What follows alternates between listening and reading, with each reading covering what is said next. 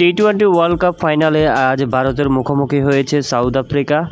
ভারত প্রথমে ব্যাট করতে নেমে শুরু থেকেই 3টি উইকেট হারিয়ে ফেলে। এরপর বিরাট কোহলি এবং অক্ষর প্যাটেল দুজনেই দারুণভাবে জুটি করেন। তাদের জুটিতে ভালো একটি সংগ্রহ পায় ইন্ডিয়া।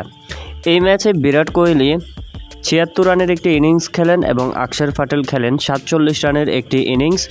তাছাড়া শেষের দিকে শিবম ডুবে 27 রান করে দলকে ভালো একটি সংগ্রহ এনে দেয়। 176 রান করতে সক্ষম হয়েছে 7 উইকেট হারিয়ে 20 ওভারে। জবাবে সাউথ আফ্রিকার জন্য টার্গেট দাঁড়ায় 177 রানের। এখন দেখার বিষয় আজকের ম্যাচটি কি ভারত জয়লাভ করতে পারে নাকি সাউথ আফ্রিকা জয় পেয়ে যায়।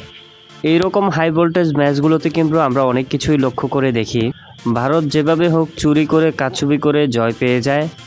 এখন দেখার বিষয় আজকের ম্যাচে কি ওইরকম কিছু হয় কিনা। তো ভিউয়ার, আপনার কাছে কি মনে হয় কোন দল জয়লাভ করবে কমেন্ট করে জানাবেন। ধন্যবাদ।